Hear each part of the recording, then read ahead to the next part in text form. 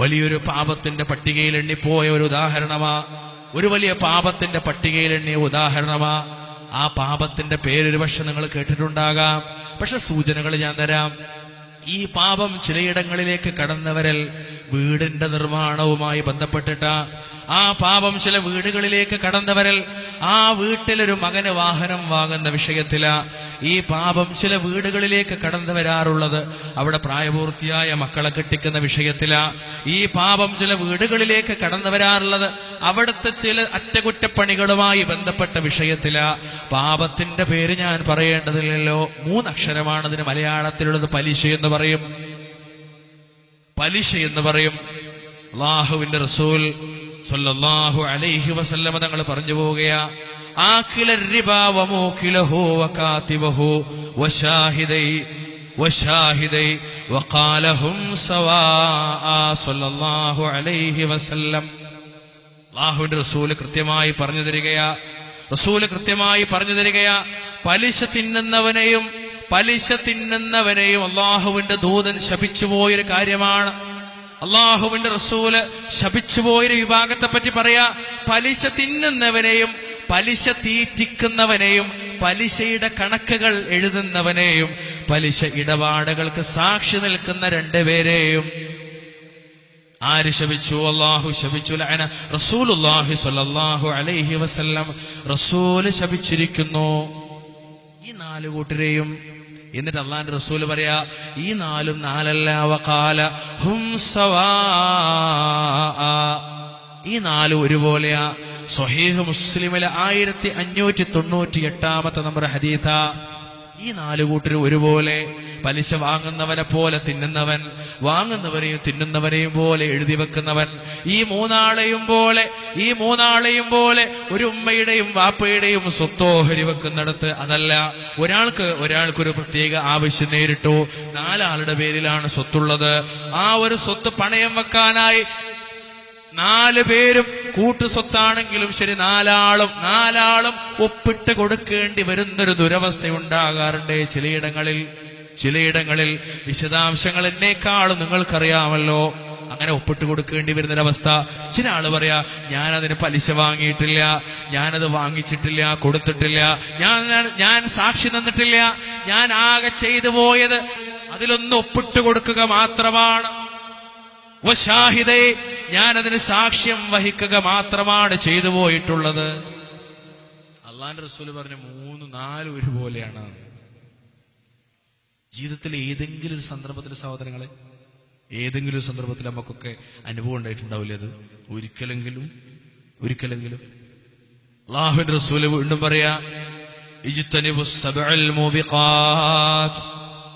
ഖാലൂ യാ റസൂലല്ലാഹ് വമാ ഹുന്ന. അല്ലാഹുവിന്റെ ദൂതന് പറഞ്ഞു, നാശകരങ്ങളായ 7 പാപങ്ങളെ പറ്റി നിങ്ങൾ വർജിക്കുവിൻ, 7 പാപങ്ങളെ നിങ്ങൾ ഒഴിവാക്കുവിൻ. വിശദാംശങ്ങളിലേക്ക് വരാം. റസൂൽ ഒന്നാമത് പറഞ്ഞത് അശ്ശിർക്കു ബില്ലാഹ്, അല്ലാഹുവിൽ പങ്കു ചേർക്കലാണ് അത്.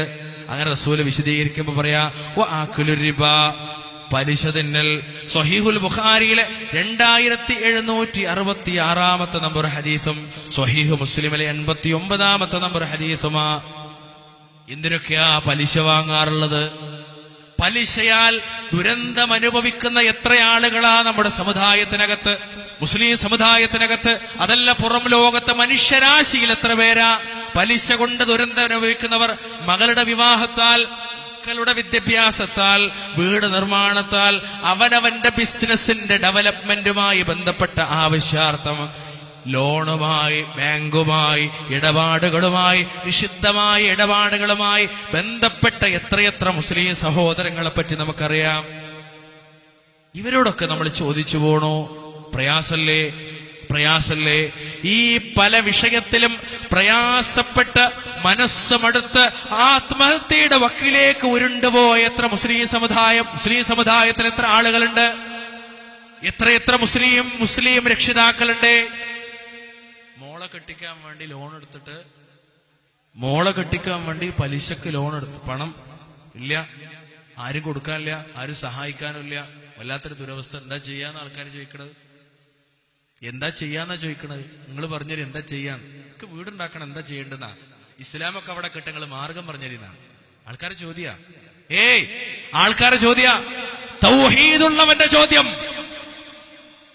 താടി നീട്ടിയവന്റെ ചോദ്യം, നിര്യാണിക്ക് മുകളിൽ വസ്ത്രം ധരിച്ചവന്റെ ചോദ്യം.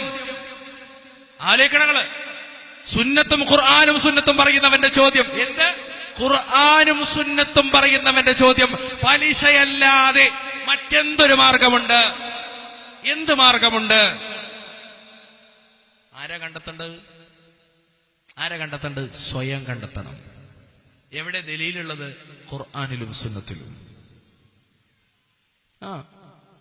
ആയത്ത് ഓതി കൊടുക്കാണ്.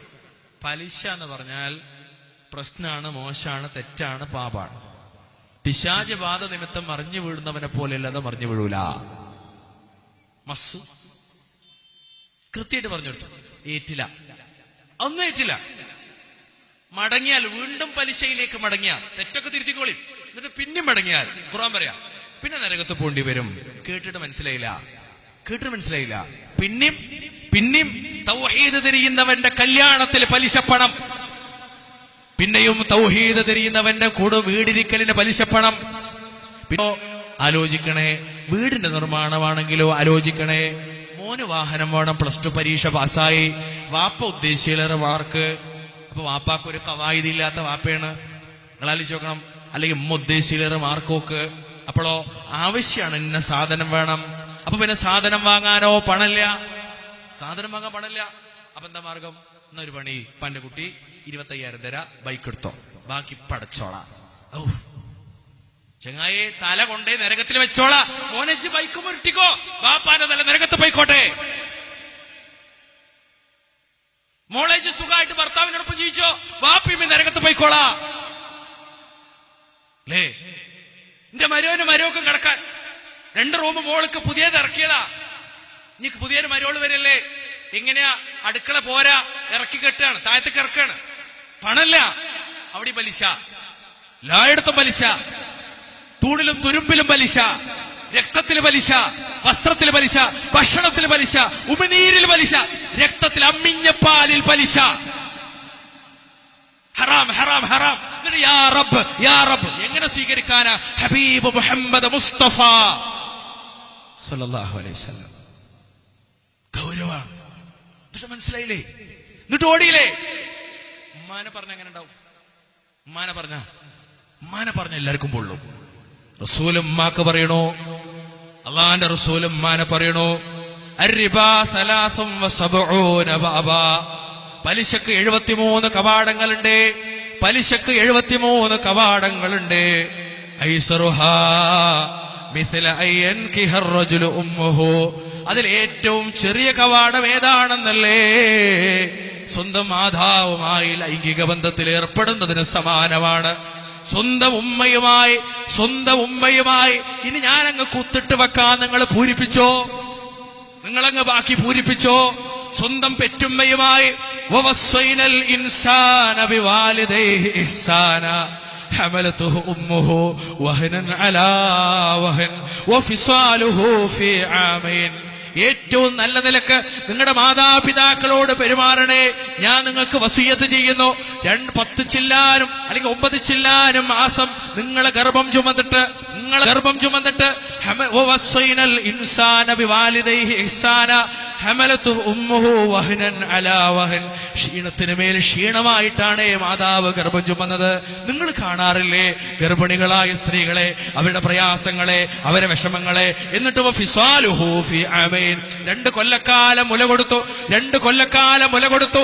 ഇങ്ങനെ പോറ്റി വളർത്തി ഉണ്ടാക്കിയ പെറ്റുമ്മയുമായി വ്യഭിചാരത്തിൽ ഏർപ്പെടുന്നതിന് സമാനമാണ് പലിശയുടെ 73ാമത്തെ കവാടമെന്ന് സ്വന്തം ഉമ്മയുടെ മേല് കൈവച്ചിട്ട് ഹബീബ് മുഹമ്മദ് മുസ്തഫ സല്ലല്ലാഹു അലൈഹി വസല്ലം. പൊള്ളുണ്ടോ നിങ്ങൾക്ക്? പലിശക്ക് ബന്ധപ്പെട്ടവർക്ക് പൊള്ളുണ്ടോ? സുരക്ഷയാണ് മനുഷ്യന്റെ സുരക്ഷ. ലോകത്തിന്റെ മുഴുവൻ പ്രശ്നങ്ങളും ഇന്ന് പലിശ കൊണ്ടാണ്. സാമ്പത്തികമായ അസമത്വം പലിശ കൊണ്ടാണ്. ശാരീരികമായ പല അസ്വസ്ഥതകൾക്കും ലോകത്തെ ജനവിഭാഗത്തെ എത്തിക്കപ്പെട്ടതിന്റെ പുറകിൽ പോലും പലിശയുണ്ടെന്നാണ് ചില പഠനങ്ങൾ. കുടുംബ ജീവിതത്തിൽ ഛിദ്രത, ഭാര്യാഭർത്താക്കന്മാർക്കിടയിൽ ഛിദ്രത, എല്ലാറ്റിന്റെയും പുറകിൽ പോലും പലിശ കളിക്കുന്നു, പിശാച് കളിക്കുന്നത് പോലെ. പിശാച് പോലെ മനുഷ്യന്റെ ജീവിതത്തിന്റെ അവിഭാജ്യ ഘടകമായി പലിശ മാറി വരുന്നു. എന്താ അപകടം? ഇത്ര അപകടം മനുഷ്യരറിയുന്നില്ലല്ലോ. രണ്ട് ലോകത്തും മനുഷ്യരാശിക്ക് അപകടമല്ലേ? കെട്ടിച്ചുപോയ മോള് കയറി വരുമ്പോ, പുതിയാപ്പിളയോടൊപ്പം കയറി വരുമ്പോ, നല്ലൊരു കാറിൽ കയറി വരുമ്പോ, പുഞ്ചിരിയോടുകൂടി, ആത്മാർത്ഥമായ പുഞ്ചിരിയോടുകൂടി ലോൺ എടുത്തിട്ട് മോളെ കെട്ടിച്ചുപോയ രക്ഷിതാക്കളെ, ഈ സദസ്സിലിരിക്കുന്ന ആരെങ്കിലും ഉണ്ടെങ്കിൽ, ഈ ശബ്ദം കേൾക്കുന്ന ആരെങ്കിലും ഉണ്ടെങ്കിൽ, നിങ്ങൾക്കാർക്കെങ്കിലും ഇന്നുവരെ ഹൃദ്യമായി അവനവന്റെ മകളെയും മരുമകളെയും സ്വീകരിക്കാനായിട്ടുണ്ടോ? എങ്ങനെ സ്വീകരിക്ക കൂട്ടരെ? മോളെ കാണുമ്പോ ഓർമ്മ വരും, പഠിച്ചോനെ ബാങ്കിൽ വെക്കാനുള്ള 5-6 ലക്ഷങ്ങളാണ് ഓർമ്മ വരും.